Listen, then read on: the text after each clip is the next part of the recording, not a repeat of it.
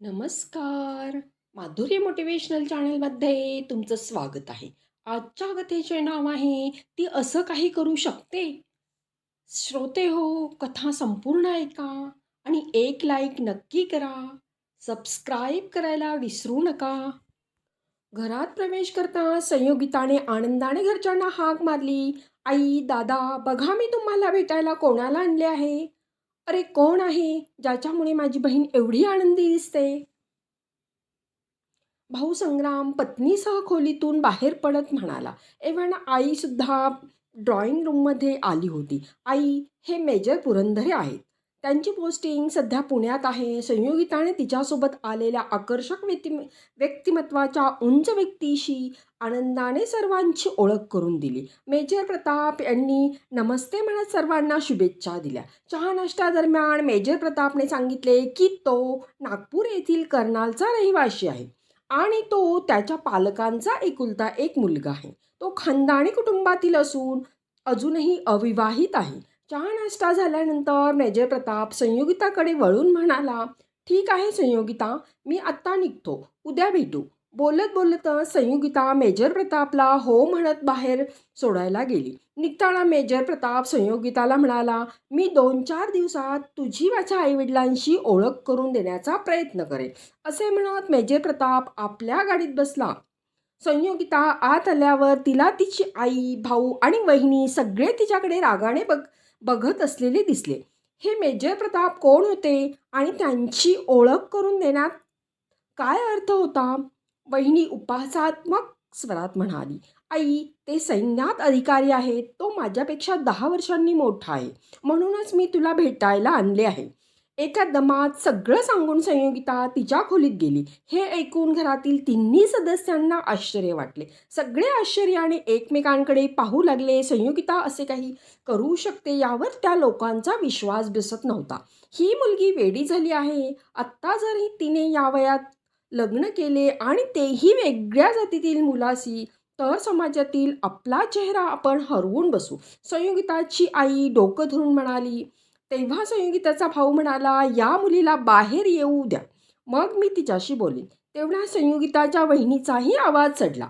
वहिनी म्हणाली, ननंदबाईचं काय डोकं फिरलंय काय? वेडी झाली वाटतं. लग्न करणार आणि तेही एवढ्या वयाच्या माणसासोबत. संयोगिता गप्प बसणारी होती. वहिनी, लग्न करून मी काय चूक करत आहे का? या जगात प्रत्येकजण लग्न करतो. तूही लग्न करून या घरात आलीस, मग वयाने काय फरक पडतो? माझे वय तर काय कमी आहे का? खोलीतून बाहेर येताना संयोगिता म्हणाली. संयोगिता, तुझे आयुष्य चांगले चालले आहे का? स्वतःच्या हाताने वाटोळ करून घेतेस. खालच्या जातीचा मुलगा आणि तोही वयाने तुझ्यापेक्षा 10 वर्षांनी मोठा. ना चेहरा आहे ना रूप आहे. काय दिसले तुला त्याच्यात? ते त्याच्याशी लग्न करण्याचा निर्णय घेतला आहेस, तो तुझ्यासमोर काहीच दिसत नाही. आईने समजावण्याचा प्रयत्न केला. हे ठीक आहे आई, माझे संपूर्ण आयुष्य तुझ्या म्हणण्यानुसार गेले आहे. आत्ता आपण आपापल्या परीने काहीतरी करूया, जेणेकरून मलाही थोडा आनंद मिळू शकेल. असे म्हणत संयोगिता अंघोळीला गेली. त्या दिवसापासून घरात वादळ आल्यासारखं झालं होतं. सकाळी तिच्याशी कोणीच बोललेले नाही. आई, भाऊ, वहिनी सगळेच संयोगिताकडे दुर्लक्ष करत होते. संयोगिता शांतपणे नाश्ता करून तिच्या ऑफिसमध्ये गेली. तेवढ्यात विजेचा फोन आला. नमस्कार, सुप्रभात, कशी आहात? झोप लागली की नाही? मी ठीक आहे, संयोगिताने उत्तर दिले. काय झालं? काहीसा मूड ठीक नाही? काही अडचण? संयोगिता खूप रडत होती. संयोगिता मेजर प्रतापला म्हणाली, काल तू गेल्यानंतर घरात खूप गोंधळ झाला होता. कोणालाच माझं लग्न करायचं नाही. मी काय केले आहे?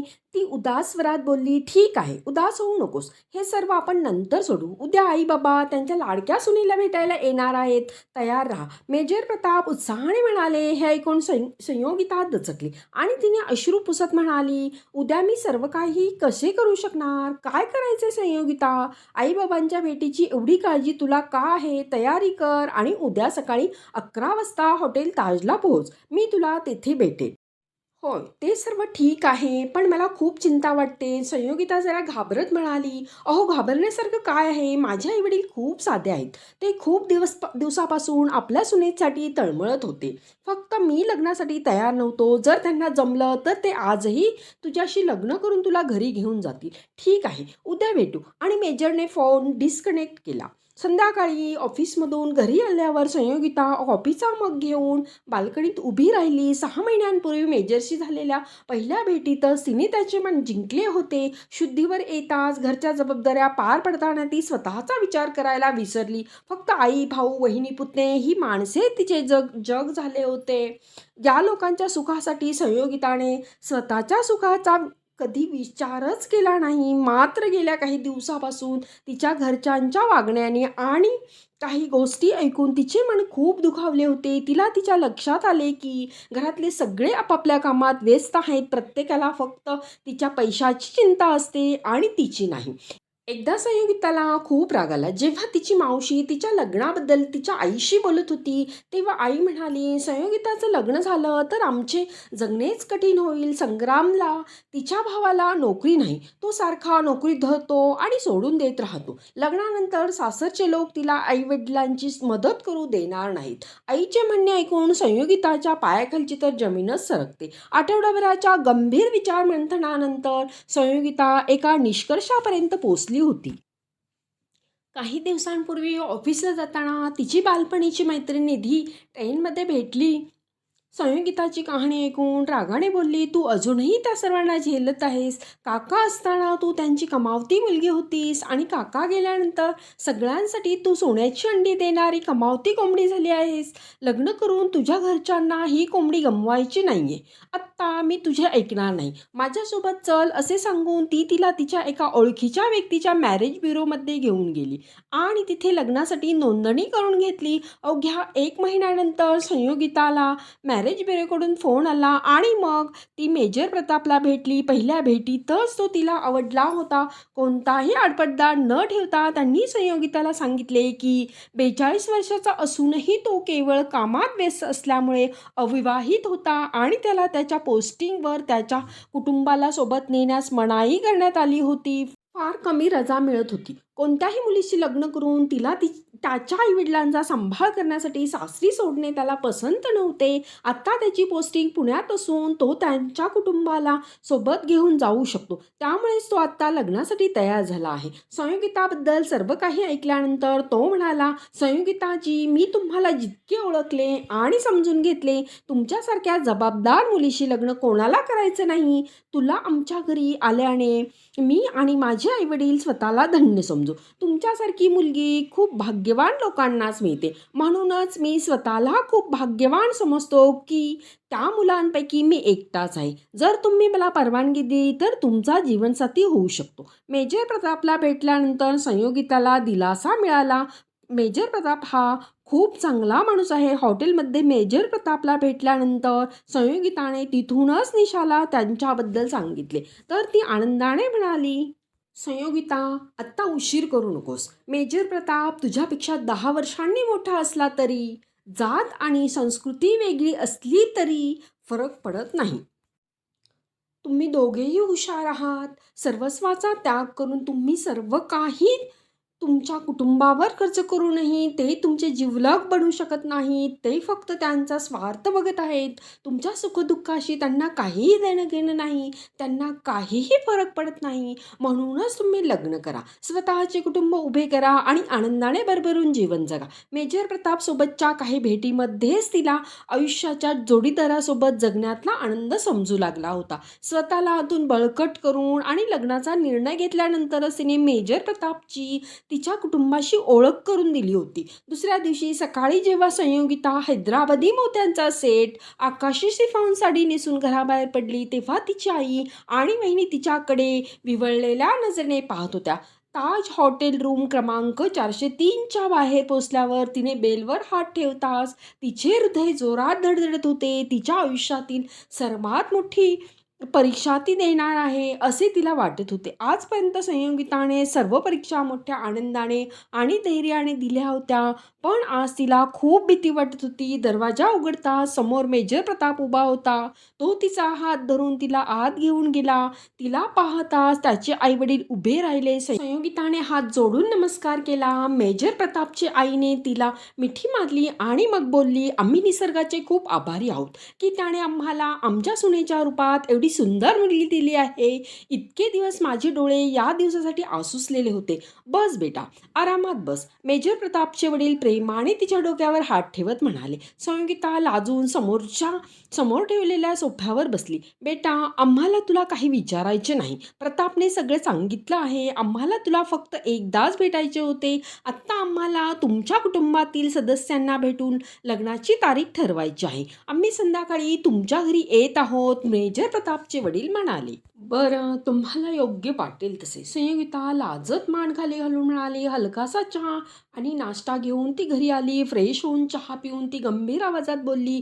आई, भाऊ, मेजर साहेबांच्या आईवडिलांना आज संध्याकाळी येऊन तुम्हा दोघांना भेटून आमच्या लग्नाची तारीख ठरवायची आहे. लग्न? कोणाचे लग्न? संयोगिता, तू वेडी झाली आहेस, पण आम्ही नाही. या लग्नाला आम्ही कोणी उपस्थित राहणार नाही. आम्हाला हा विवाह मान्य नाही आणि आम्ही अशा कोणत्याही विवाहात सहभागी होणार नाही.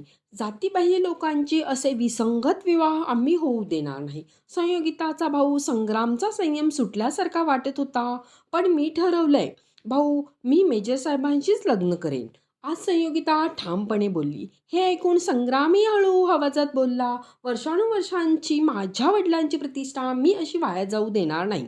आई, निदान तू तरी मला साथ देशील असे मला वाटत होते. आई, प्लीज काहीतरी बोल.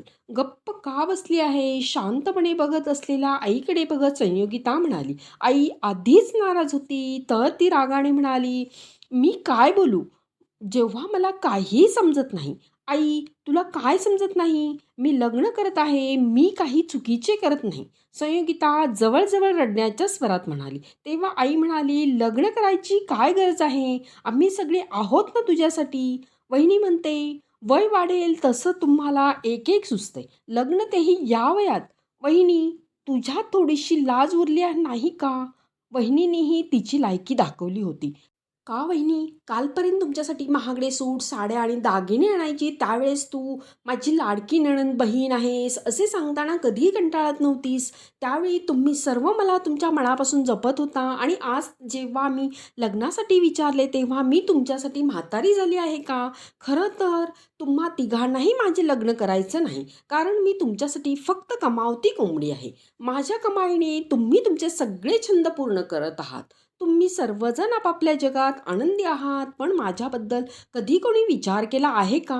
मला काय हवे आहे आणि कशामुळे मला आनंद होईल? बघ बेटा, आत्ता तू मर्यादा ओलांडत आहेस. त्या मेजरमुळे तुझे मन गडबडलेले दिसते. आई खूप रागाने म्हणाली.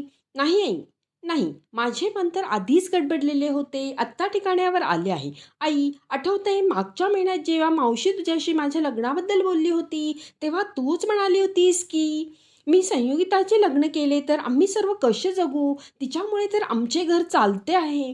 मला सांग, म्हणूनच तू माझ्या लग्नाचा विचार केला नाहीस? तुझ्या त्या सगळ्या गोष्टी मी ऐकल्या होत्या. तुम्ही विचारही करू शकत नाही. त्यावेळी माझ्या मनावर काय आघात झाला असेल हे माझ्यासाठी माझी आई बोलू शकते. मी स्वप्नातही विचार केला नव्हता. बाळा, खूप बोललीस. या वयात लग्नाची स्वप्ने पाहणे बंद कर. शांततेत सुखाने नोकरी कर आणि आमच्यासोबत राहा, जशी आत्तापर्यंत राहत आली आहेस. संग्राम जरा नरमवत म्हणाला. दादा, तुला आठवतंय का, तू आणि वहिनी प्रत्येक नवीन चित्रपटाचा पहिला शो नेहमी बघतात. मागच्या वेळी तू चित्रपट पाहून आलास आणि वहिनीशी माझ्या लग्नाबद्दल बोलत होतास, तेव्हा वहिनी म्हणाल्या होत्या की बहिणीचे लग्न झाले तर आमचा खर्च भागणार नाही. त्यामुळे ते जसे आहे तसे चालू द्या. आणि तू म्हणाला होतास, हो रिया, हे बरोबर आहे. माझ्या पगारातून आमच्या कुटुंबाचा उदरनिर्वाह होत नाही. चित्रपट पाहणे तर दूरच. दादा, तू तुझ्याच दुनियेत इतका व्यस्त झालास की माझ्यापेक्षा 5 वर्षांनी मोठा असूनही तू माझ्याबद्दल कधीच विचार केला नाहीस, असे संयोगिताने रागाने सांगताच भाऊ आणि बहिणी एकमेकांकडे अवाक होऊन पाहू लागले. बघ बेटा, या वयात लग्नाची स्वप्ने पाहणे बंद कर. बाळा, समाजाचाही विचार कर. तो एक वेगळ्या जातीचा मुलगा आहे, वर तो तुझ्यापेक्षा 10 वर्षांनी मोठा आहे. हे लोक खूप हुशार असतात. अशा लोकांकडे मुलींचा काही आदर वगैरे नसतो. मला वाटते की ते फक्त तुझ्या पैशांच्या लालसेपोटी तुझ्याशी लग्न करण्याबद्दल बोलत आहेत. तुला पश्चात्ताप होईल. आईने शेवटचा प्रयत्न केला. नाही आई, तुम्ही चुकीचा विचार करत आहात. माझ्या कुटुंबाला पैशाचा लोभ नाही. संयोगितासारख्या मुलीला आमच्या कुटुंबाची सून बनवून आमचे कुटुंब स्वतःला धन्य समजेल. मी तिला आयुष्यातील प्रत्येक आनंद देईन ज्याच्यावर एका मुलीचा आणि पत्नीचा हक्क आहे. लग्नानंतरही जर तिला तुमच्यावर खर्च करायचा असेल तर मला काही हरकत नाही. संयोगिता काम करते आणि पैसा तिचा स्वतःचा आहे. ती तिला हवा तसा तो खर्च करू शकते. आणि आई, देवाच्या कृपेने आम्हाला कशाचीही कमतरता नाही. आमच्याकडे सर्व काही आहे. मेजर प्रताप यांचा आवाज ऐकून संयोगिताला धक्काच बसला. जे काही वेळ घरातील सदस्यांचे संभाषण ऐकत दरवाजाच्या मागे उभे होते. तू इथे कधी आलास? संयोगिताने आश्चर्याने विचारले. संयोगिता, तू घाईगडबडीत तुझा मोबाईल हॉटेलमध्ये विसरली होतीस. ते देण्यासाठी मी इथे आलो आहे. आत्ता मला असे वाटते की माझ्या आईवडिलांनी लग्न फिक्स करण्यासाठी इथे येण्याची गरज नाही. आणि मी तुम्हा सर्वांना सांगू इच्छितो की आजपासून तिच्या आयुष्यातील प्रत्येक सुखदुःख माझे आहे. तुम्ही जे काही बोलला ते मी ऐकले आहे आणि आत्ता मी तिला तुमच्यामध्ये क्षणभरही राहू देणार नाही. संयोगिता, चल माझ्याबरोबर. आपण दोघे लग्न करणार आहोत. योग्य वाटेल तर आशीर्वाद द्यायला या. अन्यथा तुम्हाला जे योग्य वाटेल ते करा. एका महिन्यानंतर कोर्टात लग्न होणार आहे. संयोगिता तेवढे दिवस माझ्या घरी पाहुण्यासारखी राहील. संयोगिताच्या कुटुंबियांना आपला निर्णय कळवल्यानंतर मेजर प्रतापने संयोगिताचा हात धरला आणि तिला बाहेर आपल्या कारमध्ये नेले. तोपर्यंत संयोगिताने सामान बांधले होते. घरातील तिघेही धूळ उडवत जाणारी कार निघून जाताना मुकाट्याने पाहत राहिले. संयोगिताने मेजर प्रतापच्या खांद्यावर डोकं ठेवून डोळे मिटले होते. जणू काही ते त्यांच्या आयुष्यात येणाऱ्या नवीन प्रकाशाची स्वप्ने पाहत होते. तर फ्रेंड्स, ही होती आजची कथा. कथा आवडल्यास कमेंटमध्ये नक्की सांगा. लाईक आणि सबस्क्राईब करायला विसरू नका. कथा ऐकल्याबद्दल खूप खूप धन्यवाद.